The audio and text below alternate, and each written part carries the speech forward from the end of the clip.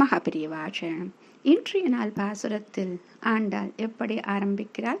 கனைத்திலங்கச்சுரமை கன்று கிறங்கி நினைத்து முளை வழியேன் என்று பால் சோர நினைத்தெல்லம் சேராக்கும் அப்படின்னு சொல்லிட்டு அழகா போறா. ஆக இன்னைக்கு அந்த பெண்ணோட பேர் என்ன நம்ம கேட்டோம்னா என்ன சொல்லுவோம்? நற்செல்வன் தங்காய். அப்ப இங்கே ஒரு இடையன், அந்த இடையனுக்கு நற்செல்வன் அவனுடைய தங்கை அப்படின்னு சொல்லிட்டு சொல்றான். ஆக அவன் நற்செல்வன் அப்படின்னா கண்டிப்பாக இவளும் அந்த தர்ம வழியில் நடக்கக்கூடியவளாக இருப்பார். அந்த நற்செல்வன் என்ன கைங்கரியம் செய்கிறான்? கிருஷ்ண கைங்கரியம் செய்கிறான். அப்ப இந்த பெண்ணும் கண்டிப்பாக கிருஷ்ணனை கைங்கரியம் செய்யக்கூடியவளாகத்தான் இருப்பாள் அப்படின்னு சொல்லிட்டு அடுத்தது இங்க அழகாக ஒரு விஷயத்தை சொல்லுவார்கள்.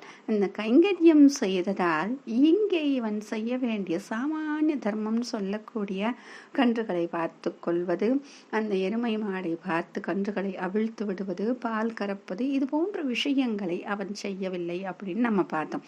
இது ஒரு ஒப்புமை சொல்லுவாங்க. இங்க எருமை மாடு கணைக்கிறது, வருத்தத்தால் கணைக்கிறது அப்படின்னு பார்த்தோம் இல்லையா? இது அப்படியே பகவானுக்கு சொல்வாங்களாம். என்ன அப்படின்னா, பகவான் என்ன நினைக்கிறார் அப்படின்னா, மனம் நிறைய கருணையோடு இருக்கிறார்.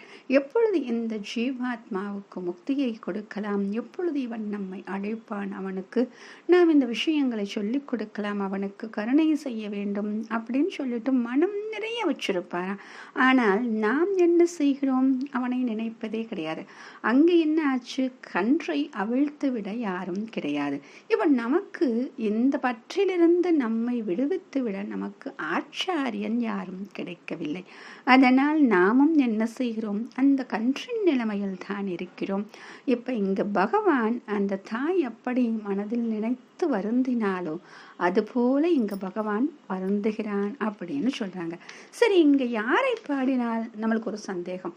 கண்ணனை பற்றி பாடிக்கொண்டிருக்கும் பொழுது மனத்துக்கினியான் என்று எதற்காக ராமனை பாடினாள் அப்படின்னு ஒரு விஷயம் வருது இல்லையா? என்ன அப்படின்னா, கண்ணனை சொல்லும் பொழுது ஆண்டாள் அழகாக சொல்வாள் நாச்சியார் திருமொழியில், பெண்ணின் வருத்தம் அறியா பெருமான் அப்படின்னு சொல்லிட்டு எத்தனை கோபிகைகள், எத்தனை பேர் சதா சிவகாலமும் இவனை நினைத்தாலும் இவன் அதை பற்றி கவலைப்பட்டதே கிடையாது. ஆனால் அதற்கு நேர் எதிர் ராமபிரான். ராமபிரான் ஒரு நிமிடம் கூட தன் மனைவியை விட்டு பிரியாதவன். அந்த மனைவி வருத்தப்பட்ட பொழுது அவள் எவ்வளவு தூரம் கவலைப்படுவாள் என்று நினைத்து நினைத்து அவள் எவ்வளவு வருந்துவாள் என்று நினைத்து நினைத்து இங்கே ராமன் வருந்து நின்றானாம். அப்படி இருக்கக்கூடியவன். அதனால் இவள் என்ன செய்தாலாம்? சரி, அதனால் இவள் கண் விழிக்கவில்லை போலிருக்கிறது. இந்த கிருஷ்ணனை சொன்னால் அவன் எங்கே நம்மையெல்லாம் நினைக்கிறான் என்று நினைத்து கொண்டுதான் இவள் கண் விழிக்காமல் இருக்கிறாளோ அப்படின்னு சொல்லிட்டு ராமனை பற்றி பாடினாலாம். ராமனை சொல்வதற்காக மனத்துக்கினியானை என்று. அடுத்தது அந்த பால் அப்படியே கீழே போச்சு இல்லையா? அப்படியே சீராக நின்றது அப்படின்னு. அதுக்கப்புறம் என்ன சொல்றா? பனித்தலை வீழ நின் வாசற்கடை பற்றி அப்படின்னு சொன்னா. பனித்தலை வீழனா அவள் எப்படி நின்று நிற்கிறாள்? அதிகாலையில் அந்த சேராக இருக்கக்கூடிய அந்த இடத்தில் நிற்கிறாள். கீழே பால் வெள்ளம், அந்த மாடுகளுடைய பால் அப்படியே வெள்ளமாக ஓடுகிறது. மேலே பனி வெள்ளம், அப்படியே பனி பொழிந்து கொண்டிருக்கிறது.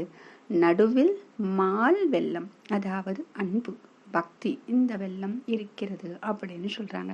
ஆக இந்த அளவிற்கு அந்த பக்தியில் நிறைந்தவர்களாக அவள் இருந்தாள் அப்படின்னு சொல்றது. அடுத்தது சினத்தினால் தென்னிலங்கை கோமானை சுற்ற.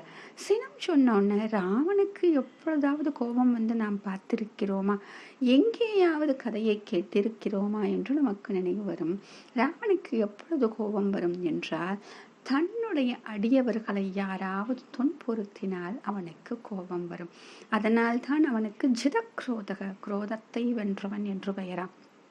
அப்ப இங்கே எங்கே கோபப்பட்டான் என்றால், அனுமான் ராமனை தாங்கிக் கொண்டு யுத்த களத்திற்கு ராமன் யுத்தம் செய்து கொண்டிருக்கிறான் இல்லையா? அப்ப ராவணன் என்ன செய்கிறான்? அனுமானை தாக்குகிறான். அந்த அனுமனை தாக்கிய உடனேயே ராமனுக்கு கோபம் விடுகிறது. அதனால் தென்னிலங்கை கோமானை சுற்றான், அந்த அழித்தான், அவனை கொன்றான் அப்படின்னு. இங்க தென்னிலங்கை அப்படின்னு சொன்னோம், நம்ம என்ன நினைப்போம்? தெற்கு இலங்கை அப்படின்னு நினைப்போம். தென் அப்படிங்கிறது அழகு. இந்த இலங்கை அவ்வளவு அழகு. அந்த அயோத்தி அழகை விட விஞ்சக்கூடிய அழகு அப்படின்னு சொல்லிட்டு அனுமன் சொல்லுவான. ராவணன் மட்டும் சிறந்த பக்தனாக ராவனை புரிந்து கொண்டு இருந்திருந்தால் இந்த இலங்கை தான் எவ்வளவு செழிப்பாக இருந்திருக்கும் அப்படின்னு சொல்லுவான. அவ்வளவு அழகு பொருந்திய இலங்கை. ஏன்னா முதல்ல போய் நின்று பார்த்த உடனேயே அந்த இலங்கையின் அழகில் அப்படியே மயங்கி நிற்பானாம். அந்த அளவுக்கு செல்வச் செழிப்பாகவும் இயற்கை வளங்கள் நிறைந்ததாகவும் இருந்தது என்று சொல்கிறார்கள். ஆக இத்தனை சந்தேகங்களையும் தீர்த்து வைக்கக்கூடிய அளவில் இன்று கோதை நமக்கு அழகாக ஒரு பாசுரத்தையும் தந்து சென்றார். மகாபெரியவா சரணம்.